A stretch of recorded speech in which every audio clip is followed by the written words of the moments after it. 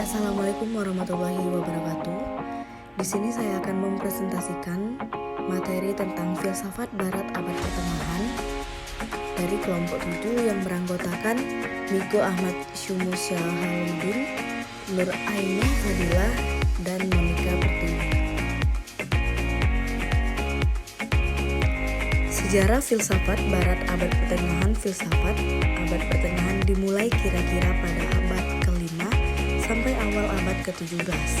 Para sejarawan umumnya menentukan tahun 476 Masehi, yakni masa berakhirnya kerajaan Romawi Barat yang berpusat di kota Roma dan munculnya kerajaan Romawi Timur yang berpusat di Konstantinopel sebagai data awal zaman pertengahan, dan tahun 1942 sebagai data akhirnya.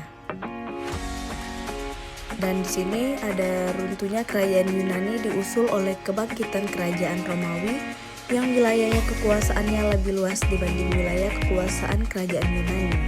Mengingat sangat luasnya wilayah kekuasaan Romawi, berlakulah sebutan Imperium Romanum. Bersamaan dengan meluasnya wilayah Imperium Romanum, peran gereja sebagai pusat spiritual juga ikut meningkat dalam mengembangkan filsafat sesuai dengan ajaran agama. Filsafat dijadikan sebagai pendukung teologi, kegiatan penalaran, dan filsafat tidak boleh menghasilkan kesimpulan yang menggoyahkan keimanan, apalagi bertentangan dengan tafsiran resmi yang diajarkan berdasarkan wibawa gereja. Dan selanjutnya ada karakter dan ciri filsafat pada abad pertengahan. Ciri yang mendasar pada filsafat abad pertengahan adalah filsafat lebih bercorak teoretris, artinya adalah bahwa para filsuf dalam periode ini menjadikan filsafat sebagai abdi agama atau ditujukan pada masalah ketuhanan. Suatu karya filsafat dinilai benar jika tidak menyimpang dari ajaran agama. Dengan kata lain, filsafat abad pertengahan ditandai dengan adanya hubungan yang erat antara agama Kristen dan filsafat. Dan filsafat abad pertengahan dapat dikatakan sebagai abad gelap berdasarkan pada pendekatan sejarah gereja.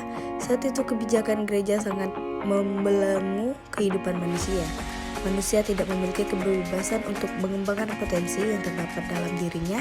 Para ahli pikir juga sama halnya apalagi jika terdapat pemikiran-pemikiran yang bertentangan dengan ajaran agama dan gereja. Siapapun gereja melarang diadakannya penyelidikan rasio terhadap gereja akan mendapatkan larangan yang ketat. Hanya gereja lah yang berhak mengadakan penelitian terhadap. Adapun ciri-ciri pemikiran filsafat abad pertengahan, yang pertama, cara berfilsafatnya dipimpin oleh gereja. Yang kedua, berfilsafat dalam lingkungan ajaran Aristoteles.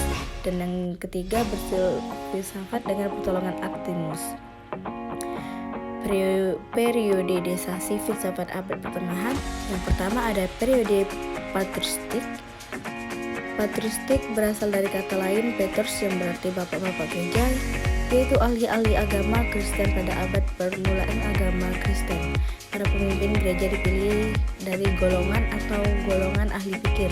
Inilah salah satu penyebab timbulnya berbagai macam pemikiran-pemikiran mereka. Ada yang menolak dan ada pula yang menerima filsafat Yunani. Dan di sini ada alasan kenapa ahli agama Kristen menolak filsafat Yunani, yaitu karena mereka beranggapan bahwa sudah mempunyai sumber kebenaran, yaitu firman Tuhan, dan tidak benar apabila mencari sumber kebenaran yang lain seperti dari filsafat Yunani.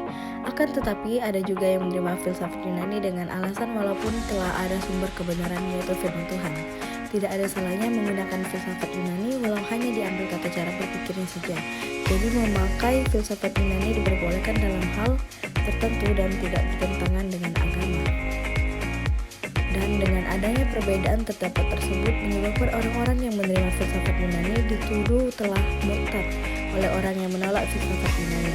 Tuduhan tersebut disangkal dan dianggap fitnah. Pembelaan orang-orang yang menolak filsafat Yunani mengklaim bahwa merekalah yang benar-benar hidup sejarah dengan Tuhan. Yang kedua ada masa Scholastic adalah kata sifat yang berasal dari kata school yang berarti sekolah. Jadi scholastic berarti aliran atau yang berkaitan dengan sekolah. Perkataan scholastic merupakan ciri khas sejarah filsafat abad pertengahan. Dan scholastic awal sejak abad ke-5 hingga ke-8 Masehi, pemikiran filsafat patristik mulai merosot. Terlebih lagi abad ke-6 dan 7 dikatakan abad kacau. Hal ini disebabkan pada saat itu terjadi serangan terhadap Romawi, sehingga kerajaan Romawi beserta peradabannya ikut runtuh yang telah dibangun selama berabad-abad. Dan pada baru abad ke-8 Masehi, kekuasaan berada di bawah Khalil Agung, dapat memberikan suasana ketenangan dalam bidang politik, kebudayaan, dan ilmu pengetahuan, termasuk kehidupan manusia serta pemikiran filsafat yang semuanya menampakkan mulai adanya kebangkitan. Kebangkitan inilah yang merupakan kemencermangan abad pertengahan, di mana arah pemikirannya berbeda sekali dengan sebelumnya, teman-teman. Dan selanjutnya ada Scholastic Puncak. Masa ini merupakan kejayaan skolastik yang berlangsung dari tahun 1200 sampai 1300, dan masa ini juga disebut masa berbunga. Masa itu ditandai dengan munculnya universitas-universitas dan ordo-ordo secara bersama-sama ikut meninggalkan atas memajukan ilmu pengetahuan. Di samping juga peranan universitas sebagai sumber atau pusat ilmu pengetahuan dan kebudayaan. Dan berikut ini beberapa faktor mengapa masa skolastik mencapai pada puncaknya.